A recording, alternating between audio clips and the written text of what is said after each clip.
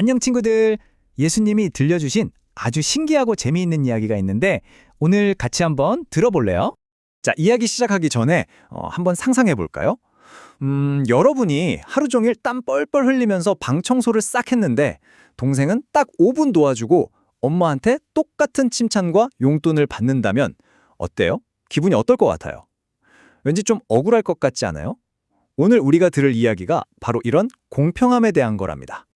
자, 그럼 첫 번째 순서 관찰 시간이에요. 이야기 속에서 무슨 일이 있었는지 우리 함께 눈을 크게 뜨고 자세히 들여다봐요. 이 이야기는 포도밭 일꾼 이야기라고 불려요. 어떤 포도밭에 가진 주인 아저씨가 있었어요.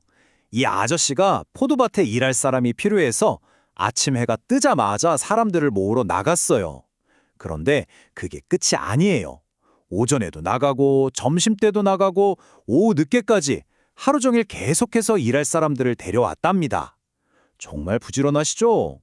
주인 아저씨는 맨 처음 아침 일찍 온 일꾼들한테는 이렇게 약속했어요.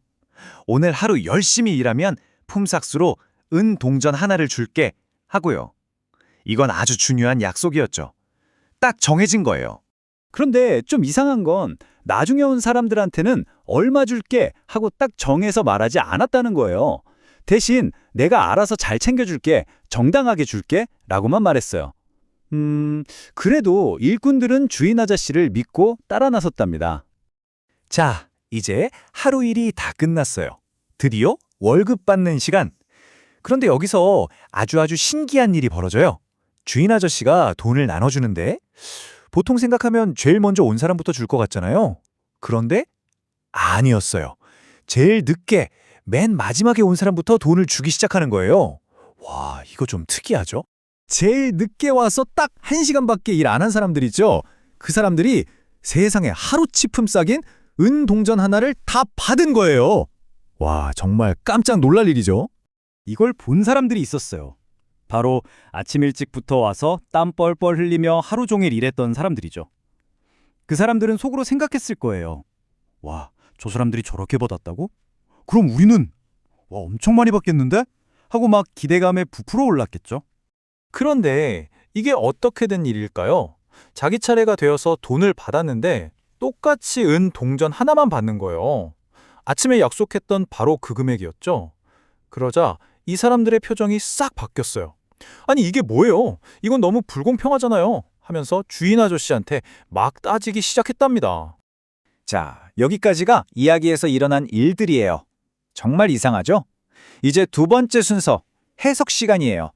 도대체 주인 아저씨는 왜 그랬을까요?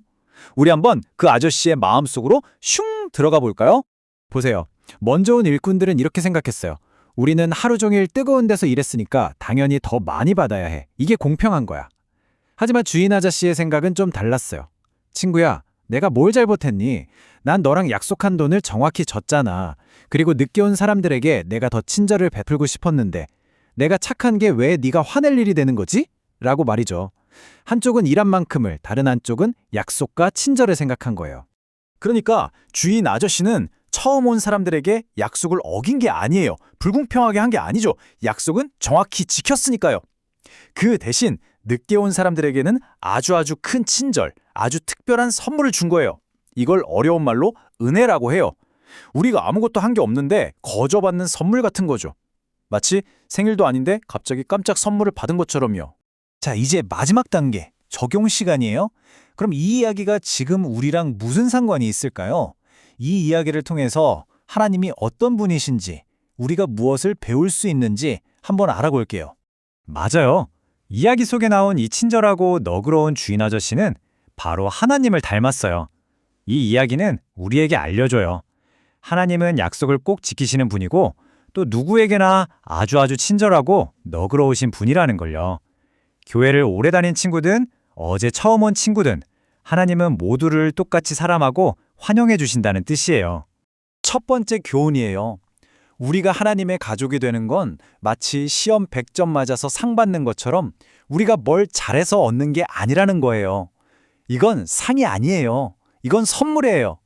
하나님이 우리를 너무너무 사랑하셔서 그냥 주시는 놀라운 선물이라는 거죠. 한번 생각해 볼까요? 나는 혹시 하나님이 주신 선물들을 에이, 당연한 거지 라고 생각하면서 감사하는 마음을 잊고 살지는 않았나요? 두 번째 교훈. 아침 일찍 온 일꾼들은 사실 손해본 게 하나도 없어요.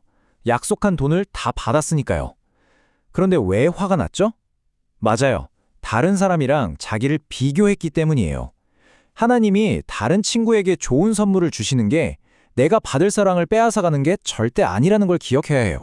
자, 솔직하게 생각해봐요. 친구에게 좋은 일이 생겼을 때 내 마음속에 와, 부럽다, 쌤나 하는 마음이 먼저 드나요? 아니면 와, 정말 잘 됐다, 축하해 하는 마음이 먼저 드나요?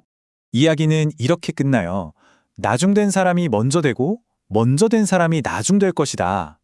이게 무슨 말이냐면요. 세상에서는 1등, 2등 순서가 중요하지만 하나님의 나라에서는 그런 순서가 하나도 중요하지 않다는 거예요. 누가 먼저 왔던 나중에 왔던 모두가 똑같이 소중한 하나님의 자녀라는 뜻이죠. 그래서 마지막으로 이런 질문을 던져보고 싶어요.